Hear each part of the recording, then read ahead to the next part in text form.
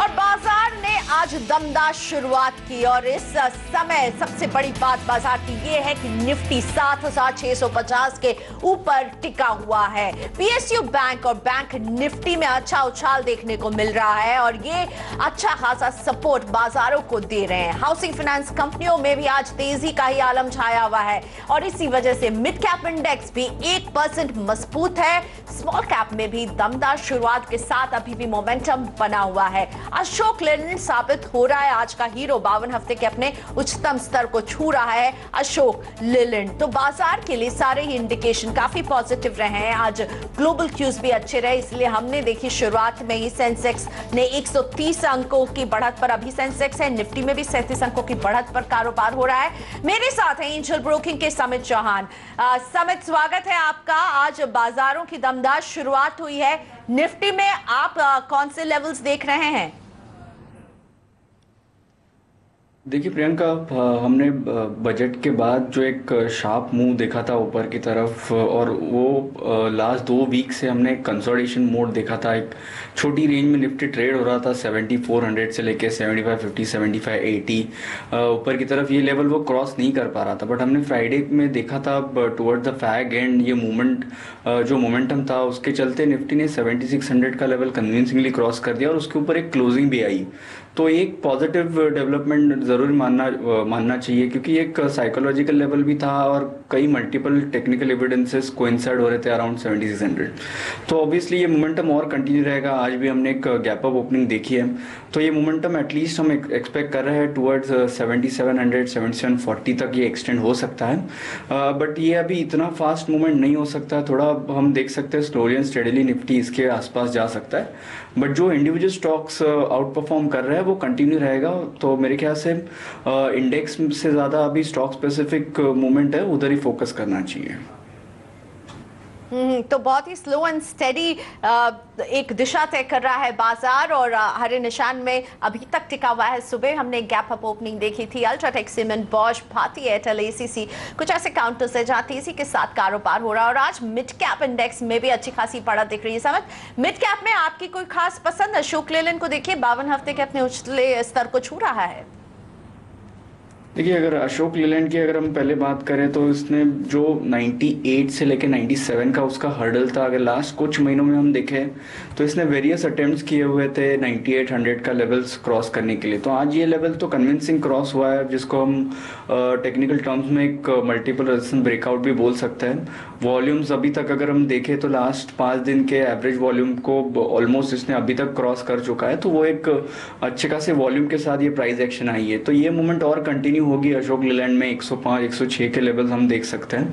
तो डेफिनेटली इसमें जो मोमेंटम है मेरे ख्याल से ये राइड किया जा सकता है अभी ये करंट लेवल पे भी। और स्टॉक स्पेसिफिक एक्शन समझते हैं मेरी सहयोगी पूजा से। पूजा, बताइए किन मिड कैप शेयरों में हलचल देखने को मिल रही है?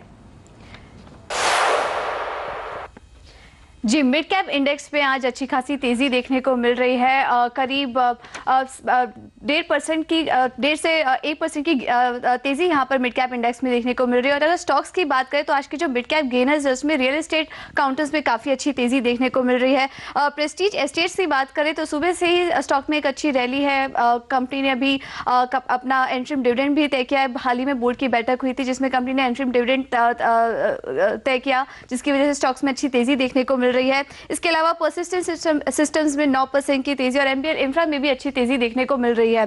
कुछ और मिड कैप लूजर्स की बात करें तो आज एम्फेसिस में काफी ज्यादा दबाव देखने को मिल रहा है। 6% की गिरावट यहां पर देखने को मिल रही है। वहीं हिंदुजा वेंचर्स में भी काफी ज्यादा दबाव देखने को मिल रहा है। करीब 5% की गिरावट यहां पर हो रही है। टेक्समो पाइप्स भी एक मिड कैप लूजर्स है, यहाँ भी एक दबाव के साथ ट्रेड कर रहा है। लेकिन एविएशन काउंटर्स की बात करें तो यहाँ पर एक अच्छी खासी तेजी देखने को मिल रही है। Spice jet, jet Airways, InterGlobe सब में करीब 5 से 6% की तेजी आज के ट्रेडिंग सेशन में देखने को मिल रही है। मीडिया स्टॉक्स भी आज दबाव में। हिंदुजा वेंचर्स की हम बात कर ही चुके हैं, लेकिन इसके अलावा एरोज इंटरनेशनल और मुक्ता आर्ट्स भी आज दबाव के साथ ट्रेड कर रहे हैं। Mid cap real estate counters लेकिन आज काफी तेजी में है। रियलिटी इंडेक्स की बात करें तो 1.5% की मजबूती आज इस इंडेक्स में देखने को मिल रही है। और सबसे ज्यादा तेजी शोभा, अजमेरा रियलिटी और इंडिया बुल्स रियल एस्टेट करीब 5 से 2% की बढ़त हद के साथ आज कारोबार कर रहे हैं। जेम्स एंड ज्वेलरी काउंटर्स में भी आज अच्छी तेजी देखने को मिल रही है। यहाँ पर खबर आई है कि जो ज्वेलर्स है उन्होंने अपने जो 18 दिन का स्ट्राइक है वो कॉल ऑफ कर लिया है। सरकार की तरफ से यहाँ पर उनको कुछ एश्योरेंस मिलता हुआ दिखाई दे रहा है और जिसके चलते हम देख रहे हैं कि गीतांजलि जेम्स और पीसी ज्वेलर्स में अच्छी तेजी देखने को मिल रही है। मिड कैप सीमेंट कंपनीज में भी आज एक अच्छी तेजी है। एनसीएल इंडस्ट्रीज, मंगलम सीमेंट्स और रैमको सीमेंट्स सभी आज करीब 4 से 5% के बढ़त के साथ आज ट्रेड करते हुए नजर आ रहे हैं। शुक्रिया पूजा इस अपडेट के लिए। समित, आपके पास आना चाहूंगी। पूजा कई सेक्टर्स के बारे में बता रही थी, लेकिन एक सेक्टर है एविएशन पैक, जिसमें आज हम देख रहे हैं तेजी सुबह से ही बनी हुई है। स्पाइस जेट में देखिए अच्छा खासा उछाल है, जेट एयरवेज भी बढ़त पर है, इंटरग्लोब एविएशन में भी बढ़त है। आपको ये पैक कैसा दिखता है? देखिए प्रियंका, अगर ये एविएशन स्टॉक्स में से अगर कोई हमारा प्रेफर्ड स्टॉक होगा तो वो जेट एयरवेज ना। अभी काफ़ी महीनों से हम जेट एयरवेज पे ही पॉजिटिव है, उसको ज़्यादा क्लोजली हम ट्रैक करते हैं, तो हमारा प्रेफर्ड पिक जेट एयरवेज ही होगा। अगर चार्ट वाइज अगर हम देखें तो अगर ब्रॉडर डिग्री चार्ट स्ट्रक्चर देखें तो वो काफ़ी पॉजिटिव है। हालांकि अगर लास्ट 2-3 महीने की हम प्राइस एक्शन छोड़े जिसमें ये स्टॉक ने 800 के लेवल से एक शार्प करेक्शन दिखा था, बट अगर हम ये sharp correction with broader view देखे तो वो एक जस्ट पुल बैक था जो रैली उसकी प्रीवियस मंथ्स में आई थी। तो हम एक्सपेक्ट कर रहे हैं कि 500 से लेके 480 का एक स्ट्रॉन्ग बेस बन गया है जेट एयरवेज के लिए and it is poised for a very good up move. तो हमें लग रहा है कि यहाँ पे एक अच्छी खासी अपॉर्चुनिटी है। कोई भी डिप अगर जेट एयरवेज में आती है तो वो एक बाइंग अपॉर्चुनिटी हो सकती है। नियर टर्म में अगर बात करें तो 570 का लेवल हम एक्सपेक्ट कर रहे हैं, बट अगर आप 1 या 2 महीने की व्यू अगर इसमें देखते हैं तो ये स्टॉक में सडनली एक पोटेंशियल है, ये 600 या 600 के ऊपर भी जाने का दमखम रखता है। और आज खुला है ई कॉमर्स कंपनी इन्फीबीम का आईपीओ। अब तक 12% तक ये भर गया है। कंपनी ने इसका प्राइस बैंड 360 से 432 रुपए रखा है। ये आईपीओ 23 मार्च को बंद हो जाएगा। पब्लिक इश्यू के जरिए कंपनी की योजना 450 करोड़ रुपए जुटाने की है। इस इश्यू पर बात करने के लिए हमारे साथ हैं कंपनी के मैनेजिंग डायरेक्टर विशाल मेहता। विशाल जी, आपका स्वागत है। सबसे पहला सवाल तो यही कि प्राइस बैंड 20% रखने की क्या वजह है? एक आम रिटेल निवेशक के लिए तय करना मुश्किल है कि किस भाव पर पैसा लगाए। क्या आप इशू के रिस्पांस को लेकर कॉन्फिडेंट नहीं है? टिपिकली ये आईपीओ प्रोसेस में इसको बुक बिल्डिंग कहते हैं। बुक बिल्डिंग प्रोसेस यानी अलग अलग इन्वेस्टर्स अलग अलग प्राइसिंग पे आएंगे। ये जो बैंड जो है वो आईसीडीआर रेगुलेशन के मुताबिक ही है। तो जो बैंकर्स टू द इशू है एसबीआई कैप्स और लारा, वो रिकमेंडेशन देते हैं in terms of the price band. अलग अलग इंस्टीट्यूशंस को बात करने के बाद एक रिकमेंडेशन आता है। ये 450 करोड़ इशू साइज में 75% जो है वो क्यूआईबी के लिए एलोकेट किया गया है, यानी only qualified institutions can accommodate 75% of the issue. और बाकी का जो 25% बचा हुआ है वो 15% एचएनआई के लिए है और 10% रिटेल के लिए है।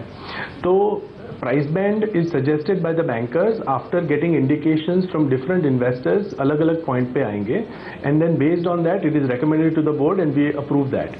तो ये प्राइस बैंड जो है वो it is allowing the market price discovery process and it is within the regulation. विशाल, लेकिन एक सवाल, 2 लीड मैनेजर्स आईसीआईसीआई और कोटक बीच में ही बाहर हो गए। सभी जानना चाहते हैं इसकी वजह क्या रही है? जो आईपीओ का प्रोसेस है इसमें 2 टिपिकली स्टेप्स ब्रॉडली होते हैं। एक ऐसा होता है कि डीआरएचपी स्टेज। तो डीआरएचपी स्टेज में वो ड्यू डिलिजेंस स्टेज कहते हैं जिसमें the company filed with all the bankers to the issue. पर वो दूसरा स्टेप होता है जो आरएचपी स्टेज जो आप बताते हैं, उसके लिए मार्केटिंग करना पड़ता है। और मार्केटिंग में SBI Caps and Elara have done a good job and we decided to go with them. अभी बस 6 महीने से ही आप मुनाफे में आए हैं, तो आप अपने निवेशकों को कैसे कॉन्फिडेंस देंगे कि ये मुनाफा आने वाले समय में बरकरार रहेगा? जो लास्ट ईयर आप देखोगे तो कंपनी का रेवेन्यू 295 करोड़ था और वो 295 करोड़ में जो सर्विसेज रेवेन्यू जो होता है वो 66 करोड़ था आउट ऑफ द 295 करोड़। और उसके पहले साल में इन 13-14 वही सर्विसेज रेवेन्यू 30 ऑड करोड़ था। तो जैसे सर्विसेज रेवेन्यू बढ़ता है ये 6 महीने जो सितंबर के जो है उसमें we recorded services revenue in 6 months of 48.5 crores compare to last year full year वो 66 crores। तो वो सर्विसेज रेवेन्यू जो 6 महीने में रिकॉर्ड किया गया है उसमें कंपनी ने EBITDA मार्जिन्स भी डिस्क्लोज किए हैं कि वो सर्विसेज रेवेन्यू में वी रिकॉर्डेड 58% EBITDA मार्जिन्स। तो वो जो EBITDA मार्जिन सर्विसेज रेवेन्यू से जनरेट होते हैं that creates better profitability for the company। तो in the 6 months ending September जो आप सर्विसेज रेवेन्यू हमारे ट्रैक करोगे तो year over year they have grown in very high double digits, low triple digit percentages. तो अगले साल 66 crores जो पूरा साल का था वो 6 महीने में वी डिड 48.5 crores और वो 48.5 crores में 58% EBITDA मार्जिन्स है and that resulted in EBITDA margins positive as well as profit after tax we recorded about 6.5 crores of PAT. So as our services revenue जो बताते हैं जो हमारा बिल्डर बाजार मार्केट प्लेस है, वैल्यू एडेड सर्विसेज है जो मर्चेंट्स को हम देते रहते हैं that has a very high EBITDA margins of 58% compare to product sale और उसके हिसाब से we recorded profitability in the first 6 months। प्रशांत, ये भी समझाइए 2010 में आपने कारोबार शुरू किया और 2011 में आपने नुकसान के बावजूद भारी भरकम बोनस दिया, लोग उस पर सवाल उठा रहे हैं, आप क्या एक्सप्लेनेशन देना चाहेंगे इस पर?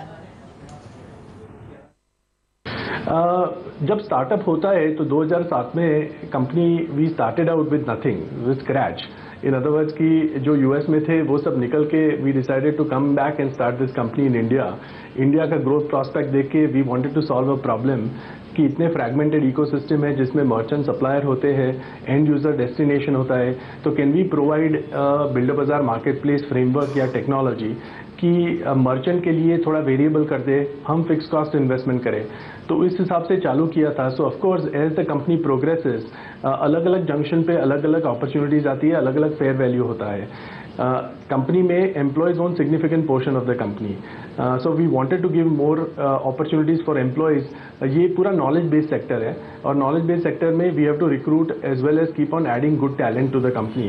आप हमारे स्ट्रेटेजिक इनिशिएटिव्स देखेंगे तो उसमें भी we want to continue hiring experience professionals, और एक्सपीरियंस प्रोफेशनल्स में in a sector like hours we would need to give more and more opportunities for them to also grow with the company, and that is the reasons why certain decisions were made, which again compliant with all the standards as well as approved by the regulator। धन्यवाद विशाल हमारे साथ जुड़ने के लिए। तो विशाल Mehta, managing director Infibeam, हमारे साथ हैं। इनका IPO खुला है बाजार में और इनसे हमारी बातचीत हो रही थी। बाजार में इस घंटे में आप कहां करें कमाई, ये बताने के लिए हम लेकर आते हैं जोरदार तत्काल ट्रेडिंग आइडिया। और आज का तत्काल ट्रेड आइडिया आपको दे रहे हैं सिक्योरिटीज के मनोज सचदेवा। इनकी सलाह है कि ऑयल इंडिया को आप खरीदिए, स्टॉप लॉस 310 का और लक्ष्य 325 का, खरीद की सलाह ऑयल इंडिया पर। यह है तत्काल ट्रेड आइडिया मनोज सचदेवा का।